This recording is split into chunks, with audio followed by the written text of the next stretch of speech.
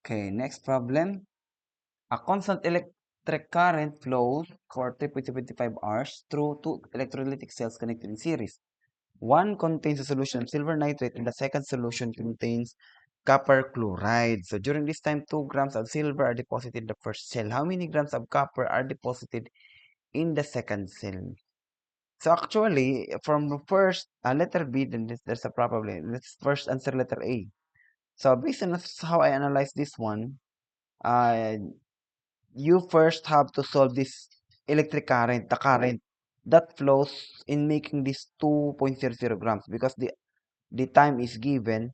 So I think we can derive this current, and that current we will use it to the um, deposition of copper chloride, and of course the half reactions of copper and silver. So maybe we can start with that one. So the half reactions,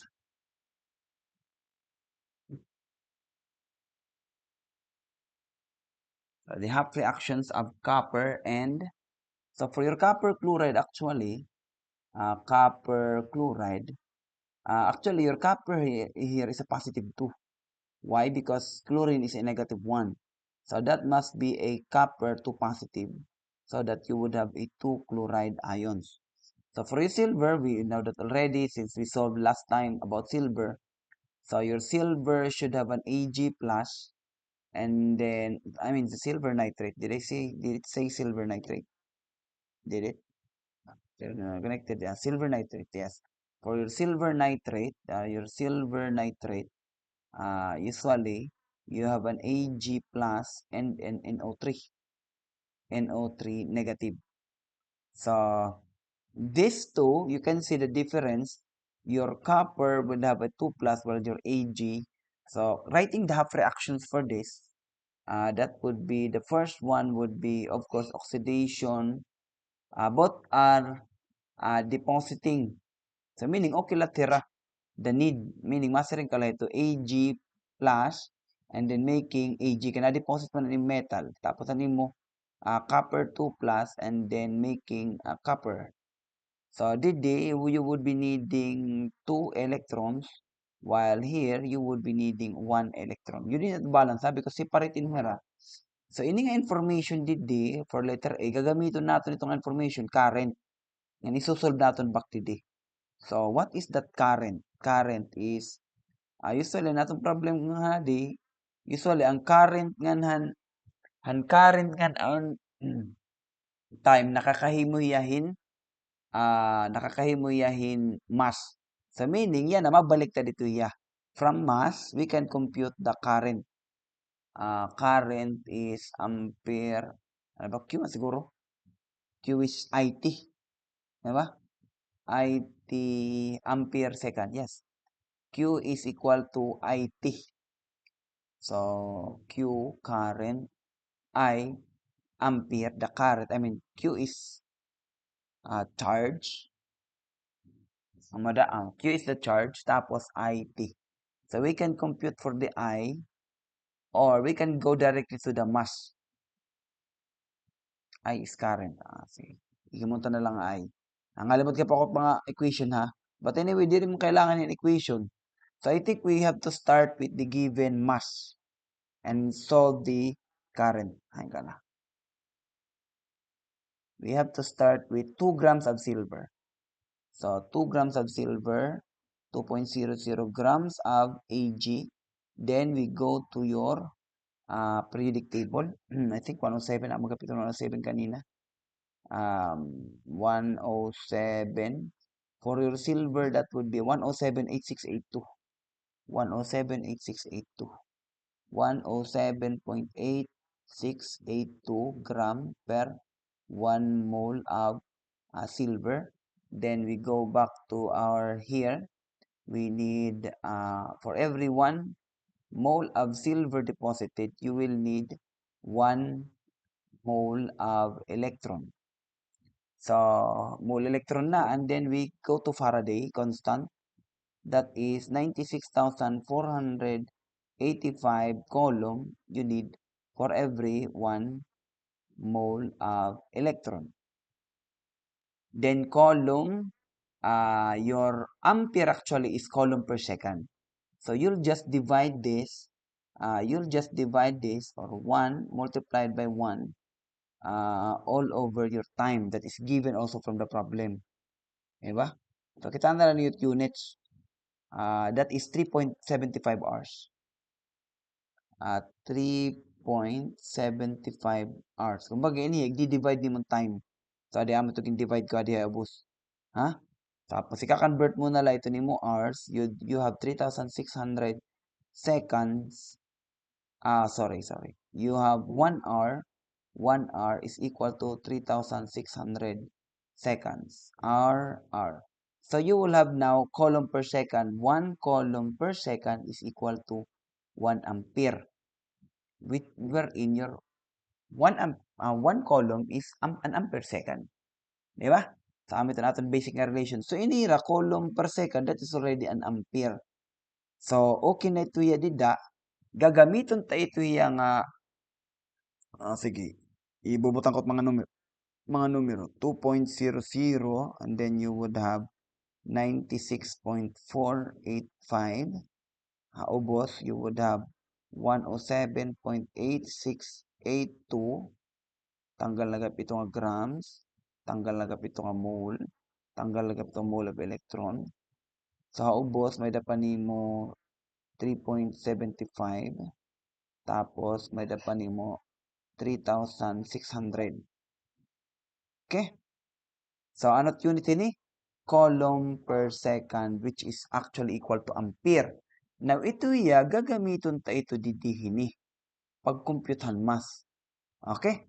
So, meaning, we will start now, dire ko lang susulbon para dire ako nag-iibanin mga kuan. So now, I will compute the mass of copper nga madi-deposit dito ni ikaduha. So that would be, inigapiya, that is ampere, 2.0096.485. Of course, sa libro, dito susulbon tiya, pero dire ko lang susulbon. Anyway, bubutang kulat nga tanan, 8682. 3.75 hours. Pero kay amo manggihap ini nga oras kay dire-diretso mat na kuryente, matatanggal ito nga oras. Mawawala ya gamit, di ba? 3,600 seconds. Sorry, tarin mga unit kaya dilatot unit. Coulomb per second. So first is pabaliktad actually. Amo gapit nga time that is 3.75 hours at kailangan.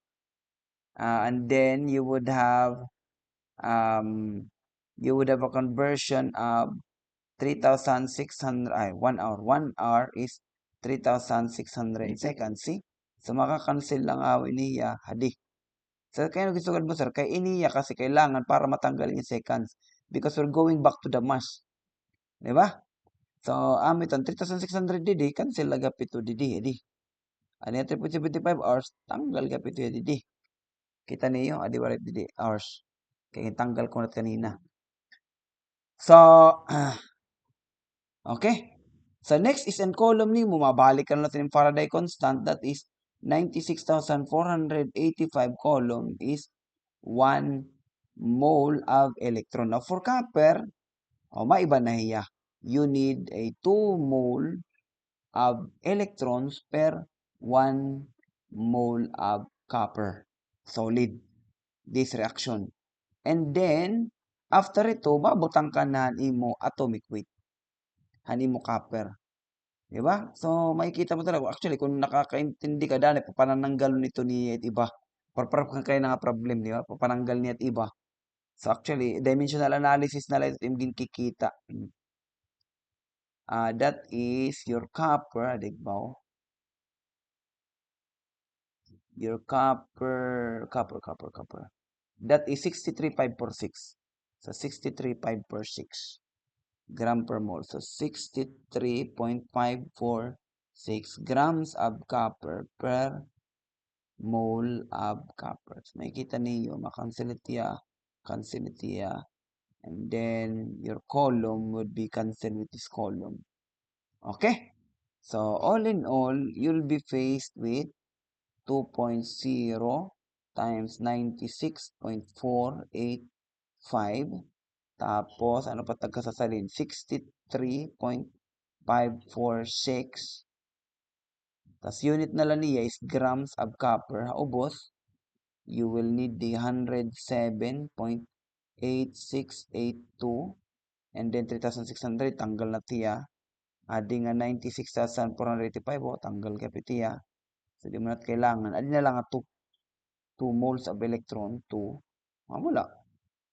So answering your question, how many grams of copper? So that would give you 2 times 96.485 times 63.546. That's sa ubos, that would be 107.8682 times 2. So you would have 56.8 or actually 57 na siya. Anyway, paharaton, that would be a 56.856 ABCDE and F grams of copper. Pwede na da ako koreksyonan bagan adi nga o sa 96,485, 96,485 wala ko katanggal. So dapat nga na di wala ko nakatanggal. Ini. Di na tiya bulig. Okay? So wala ko lakab na di ko na bulig. So kung di tiya mabulig, that should be a 5.589. 0.589 grams of copper. So nadubli ko ya kaya dapat na yun tanggal di kanina. Okay, is what is the current flowing in amperes? So actually, we already solved that one. Let's go back to our solution. Actually, yun siya. Ito siya, yun yung amperes. So, i-equal na lang natin to, di ba? Equal na lang natin yan. Yun na yan. That is the current that is flowing, which is 2 times 96.485. 96,485. Tapos ibaba is 107.8682 at saka 3.75 times 3,600. So that must be the current. That is 0.133. Actually, 0.13 lang. Anyway, it's 3 significant figures. That would be 0.133 amperes column per second. That is amperes. Okay? Thank you guys for listening.